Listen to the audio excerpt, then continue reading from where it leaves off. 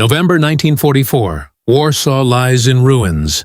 Smoke curls from shattered buildings.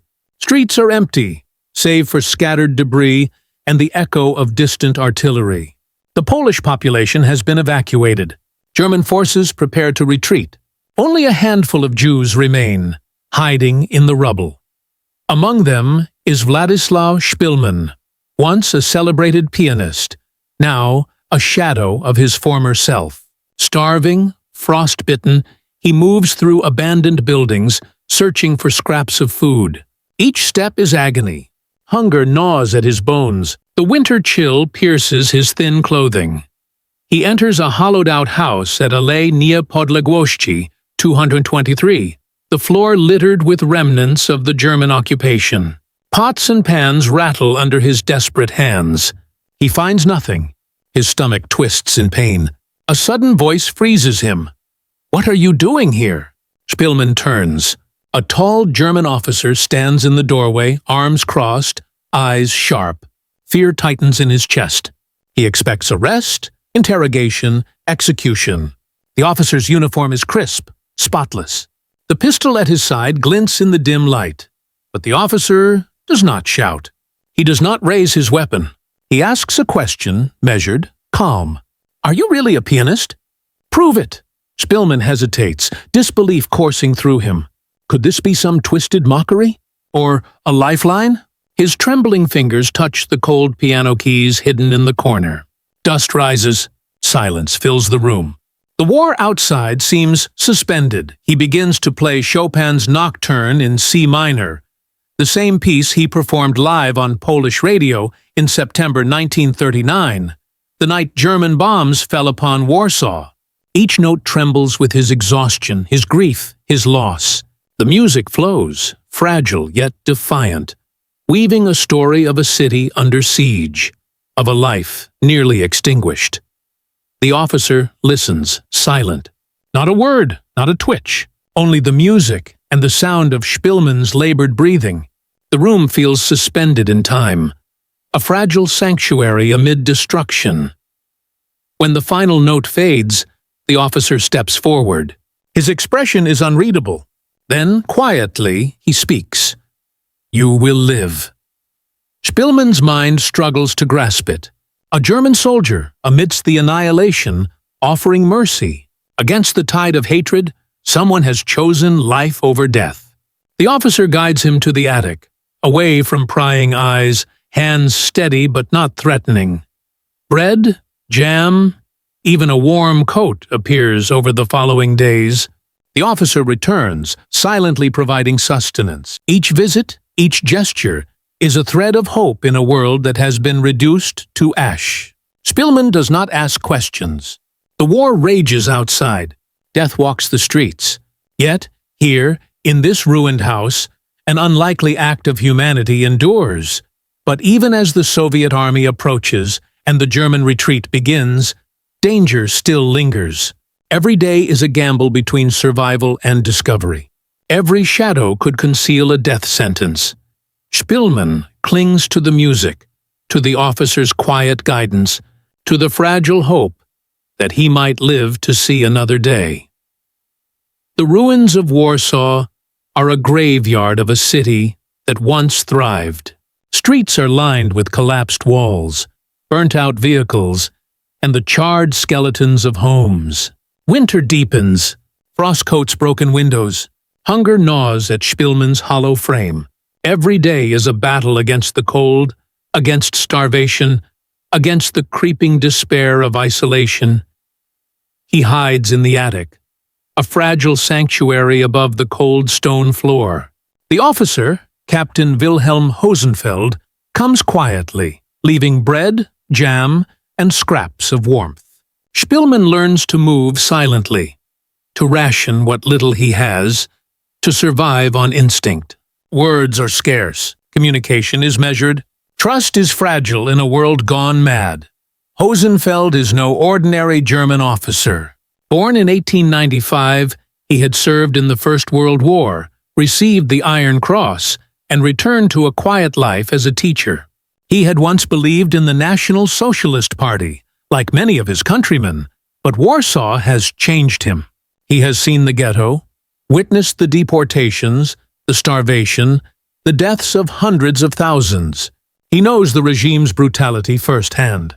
In his private diary, he writes, "With the horrible mass murder of the Jews, we have lost this war. We have brought an indelible shame upon ourselves, a curse that cannot be lifted." Yet here, in the ruins, his convictions become action. Hosenfeld risks his life to preserve life itself.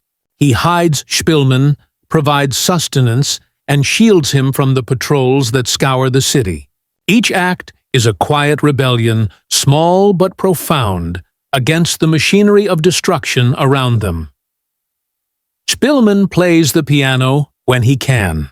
Each note reminds him of a world before the war, before death and fire, before loss. Chopin's music becomes a tether to life, a fragile declaration that he exists, that beauty endures even amid ruin. Hosenfeld listens in silence, never questioning, never interfering. It is a silent pact, a recognition that humanity can persist in small gestures. Outside, the city braces for winter. The Germans systematically destroy buildings, erasing the traces of life that once flourished. The few remaining Jews hide in attics, basements, and crumbling walls. Starvation is omnipresent. Szpilman's body is frail, his limbs weak, his skin jaundiced from malnutrition. Yet he endures. Each day he survives. Each day Hosenfeld returns, is a small victory against overwhelming despair. The officer brings news cautiously, speaking of the Soviet advance, of the inevitability of the German retreat. "Hold on," he says quietly. "The end is near. You will see freedom soon." His words are steady, almost fatherly, in a city devoid of comfort. But hope is dangerous. Every sound outside could mean death. Patrols sweep the ruins. Hosenfeld's position is tenuous. If discovered aiding a Jew, both their lives would be forfeit. Szpilman feels the weight of each risk. His survival depends on silence, on obedience, on the careful balance of trust and fear. Night falls. The ruins are silent, save for the wind whistling through broken windows and Szpilman's occasional cough. He stares at the frost-covered floor, fingers still trembling, thinking of the family he has lost, of the music interrupted by bombs in 1939. Outside, Hosenfeld prepares for his unit's retreat. The city teeters on the edge of liberation and destruction. The choice to help a single man, a pianist, may seem insignificant in the scale of war, but here it is everything. Szpilman clings to life, to the piano, to the officer who walks the line between duty and conscience. The next encounter with fate could arrive at any moment. Winter tightens its grip on Warsaw. Snow drifts across broken streets, settling in shattered doorways and empty courtyards. Frost creeps through the cracks of ruined buildings, coating Szpilman's thin frame with icy fingers. Each breath clouds the cold air. Each step through the rubble is a struggle. Hunger claws relentlessly at him, a constant reminder of the fragility of life. In the attic, he counts his days not in numbers, but in small, precious acts of survival. Breadcrumbs left by Captain Wilhelm Hosenfeld are manna. Jam spread carefully on stale bread tastes sweeter than any feast he has ever known. Hosenfeld returns regularly, silent as the snow, bringing warmth, food, and a quiet reassurance that life is still possible. Szpilman remembers Warsaw before the war, the vibrant streets, the music that filled the cafes, the laughter that once danced through the air. Memories are sharp, almost unbearable. He recalls the night German bombs interrupted his broadcast on Polish radio, Chopin's Nocturne in C minor fading into chaos. That night was the first time he understood the fragility of existence. Now, in hiding, that music becomes both a comfort and a lifeline, the last thread connecting him to humanity. Hosenfeld is a constant yet enigmatic presence. He speaks little, yet his actions carry weight heavier than words. Born in 1895, a devout Catholic, a soldier in World War I, he had once believed the promises of National Socialism. Warsaw shattered those illusions. He has witnessed horrors few can imagine. Jews crammed into the ghetto, starved, deported, murdered. Polish civilians slaughtered for defiance. In his private diary, he condemns the atrocities, calling them an indelible shame on his country. Yet here, in this ruined city, Hosenfeld's humanity manifests in subtle, courageous acts. He brings Szpilman food, covers him with a warm coat, shields him from German patrols.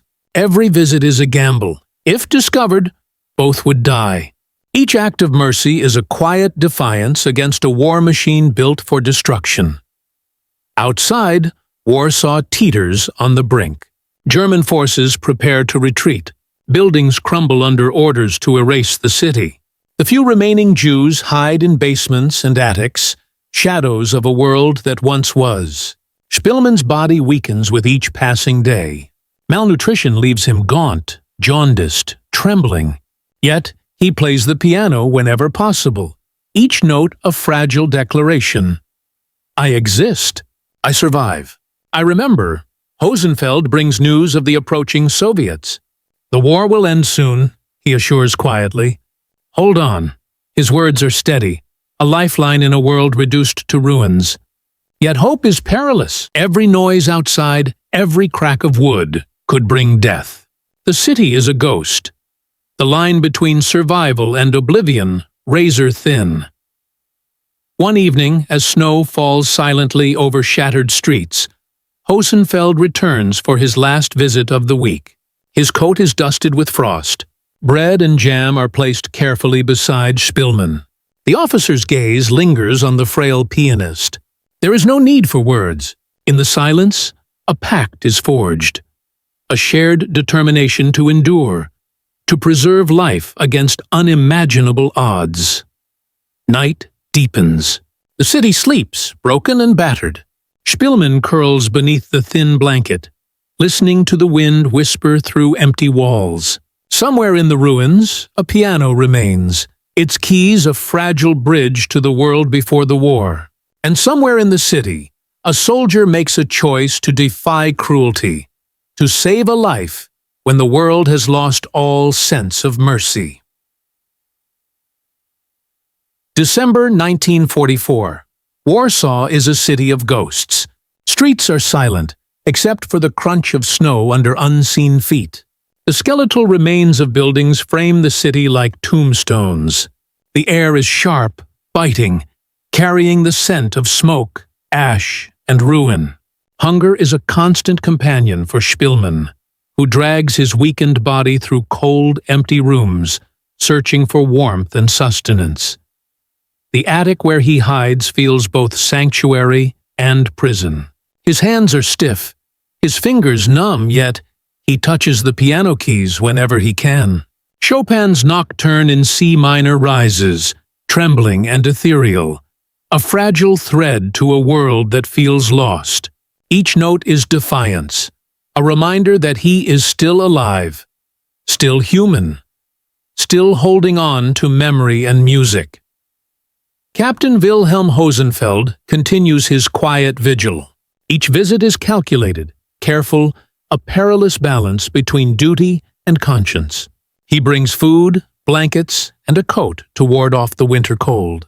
Sometimes he speaks softly, offering updates on the Soviet advance, warnings of the German retreat, reminders that survival requires patience. Other times, he sits silently, listening to Szpilman play, letting the music speak for both of them. Hosenfeld's humanity is forged in the fires of atrocity. He has seen Warsaw's ghetto, witnessed deportations, and endured the knowledge that thousands of innocents have been murdered under his nation's banner. Yet he defies the cruelty around him. He employs Jews, provides false papers, frees Poles from detention, and now he protects Szpilman. Each act risks exposure, punishment, even death. But he persists. Outside, German forces prepare to retreat. They burn buildings, demolish streets, erase traces of life. Each patrol brings danger. Szpilman must remain silent, invisible, a shadow among the ruins. The cold gnaws at his bones. Hunger threatens to collapse him. He clings to music, to memories of Warsaw's cafes, to the fleeting moments of warmth Hosenfeld brings. Days pass in a tenuous rhythm of survival. Hosenfeld returns with provisions, each visit a lifeline. He avoids conversation about the officer's identity, the war, or ideology. The world outside is chaos. Inside the attic, small acts of mercy create a fragile microcosm of life. Szpilman's gratitude is profound, yet he cannot fully express it. Words feel inadequate against the enormity of what is happening. One evening, the officer brings extra bread and a thick blanket. His eyes linger on the frail pianist, weighing each risk, each decision. "Hold on," he whispers. "The end is near. You will survive." Szpilman nods, too weak to speak, but his heart clings to the promise. As Hosenfeld leaves, the snow thickens outside. The ruins are silent. Each creak of the attic floor, each gust of wind through shattered windows could conceal danger or death. The city waits, trembling on the edge of liberation and destruction. Szpilman wraps himself in the thin blanket, fingers brushing the piano keys, praying the music will endure, that life will endure, that mercy will endure. Outside, fate is converging. The German retreat accelerates. Soviet forces draw closer. The line between survival and death is thinner than ever. One misstep, one discovery, could extinguish Szpilman's fragile existence. Yet, in this fragile pause between terror and hope, music, humanity, and courage intertwine. Mid-December 1944. The air in Warsaw is sharp, heavy with smoke and frost. The city's ruins are silent except for the occasional distant gunfire and the whisper of wind through shattered walls. The German retreat accelerates. Soldiers dismantle what remains, setting fire to buildings, erasing the city's soul. Szpilman remains hidden in the attic, emaciated, trembling, but alive. Captain Wilhelm Hosenfeld visits for the last time before his unit withdraws. Bread, jam, and a thick blanket are placed carefully beside Szpilman. The officer's presence is quiet but commanding. His gaze lingers on the frail pianist. Words are unnecessary. They share the weight of unspoken understanding. The city may die around them, but life can still endure in small acts of mercy. Szpilman's hands are weak, fingers stiff from cold and hunger, yet he touches the piano keys whenever possible. Chopin's Nocturne in C minor rises into the silent ruins, a fragile declaration of survival, memory, and resistance. Each note carries the weight of lost family, of a world destroyed, of a life nearly extinguished. Hosenfeld listens, silent, witnessing humanity in defiance of war. The danger outside is relentless. German patrols sweep the ruins. Any sound could be fatal. Szpilman hides beneath his blanket during the day, emerging only when Hosenfeld delivers supplies. The officer never names himself fully, careful not to leave evidence of his acts. Yet he assures Szpilman, "Hold on. The Soviets are close. You will survive." Hosenfeld's own life teeters on the edge. He is a soldier in a uniform of destruction, yet he chooses preservation over cruelty. Every action defies orders. Every act of kindness risks punishment, imprisonment, death. His conscience drives him, tempered by courage and a deep understanding of morality amidst chaos. One night, as the wind howls through empty streets, Hosenfeld brings extra provisions. He speaks quietly. "Remember your name. If the war ends, if you survive, remember this. And if you can help, I will trust you." Szpilman nods weakly, understanding the gravity. In that moment, The line between savior and survivor blurs, replaced by a shared humanity that the world has almost forgotten. The days that follow are tense. Szpilman survives on minimal rations, barely moving through the ruins. Hunger and frost leave him pale and fragile, but he endures. The city outside is a graveyard. Smoke rises from demolished buildings. Death has claimed entire streets. Yet inside the attic, life persists in quiet acts of courage and care. Finally, Hosenfeld leaves for the last time. The German retreat is imminent. He places Szpilman's thin coat around his shoulders, leaves bread, and with a final nod, disappears into the ruins.